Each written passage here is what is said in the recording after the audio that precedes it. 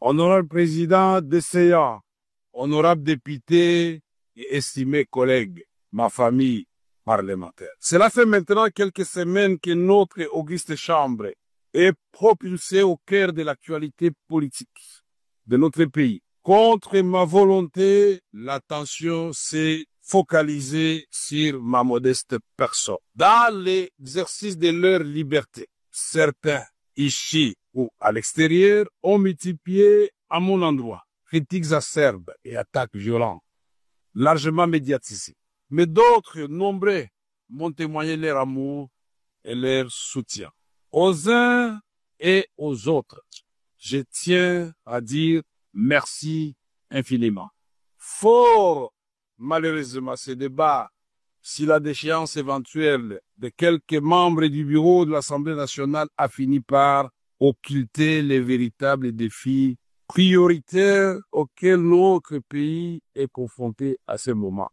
Ce sont pourtant ces défis qui cristallisent les attentes du peuple que nous représentons et qui donnent à notre action toute sa substance patriotique. L'unité nationale, la cohésion, la défense de la souveraineté et de l'intégrité territoriale, le progrès social et économique. Voilà ce qui devrait capter toute notre énergie. Je me réjouis que la plénière d'aujourd'hui mette un terme à cette parenthèse afin que, dès demain, nous retrouvions le chemin de l'essentiel. Conjuguer nos efforts pour répondre aux attentes légitimes du peuple qui nous a mandatés ici. L'essentiel, c'est aussi de se rappeler qu'au moment où nous discutons ici, il y a des populations de l'Ituri, du Nord Kivu, du Sud Kivu, en communion avec les restes des populations congolaises qui payent le plus lourd tribut d'une guerre injuste qui nous est imposée. L'essentiel, c'est encore de garder à l'esprit qu'il nous reste de nombreuses batailles à mener et de nombreux défis à relever, au premier rang desquels le chômage et la pauvreté. L'essentiel, enfin, c'est d'être capable de sacrifier une part de nos intérêts présents au nom de la construction radieuse d'un avenir collectif.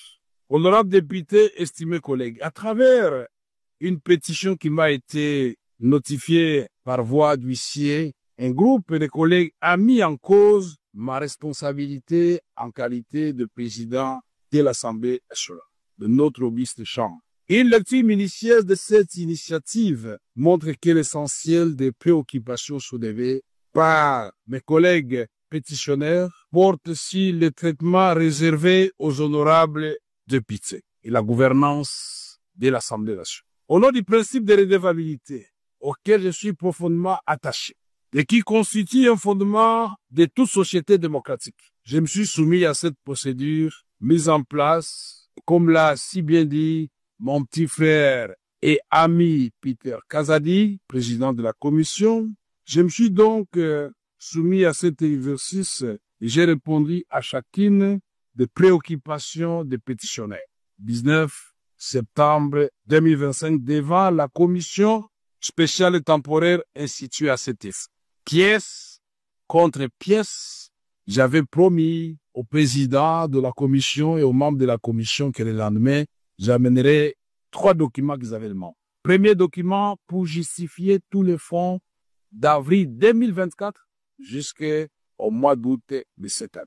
Deuxième document, les règles générales pour la sortie des fonds. Et troisième document, c'était de preuve que cela a été fait comme cela. Ces documents ont été remis au président séance tenante devant le membre de la commission.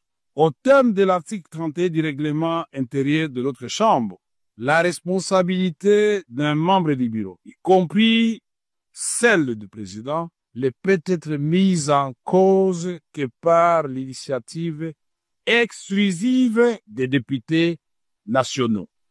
C'est-à-dire que le quorum de recevabilité lié au nombre de signatures ne peut être apprécié qu'à condition que la qualité de chaque signataire soit indiscutablement établie. Dans les cas contraires, par bon sens et par droit, l'initiative est frappée d'irrégularité et ne saurait produire aucun effet. Or, dans le cas présent, comme je l'ai relevé devant la commission, la pétition sous examen est entachée d'irrégularité. Le cas le plus flagrant réside dans le fait qu'elle n'est pas l'œuvre exclusive des députés nationaux. Honorables députés, estimés collègues, mieux que quiconque, porté par la conviction et l'amour de la patrie, j'ai activement œuvré à l'avènement d'une alternance pacifique dans notre pays et en faveur de son Excellence, Monsieur Félix Tshisekedi Tshilombo.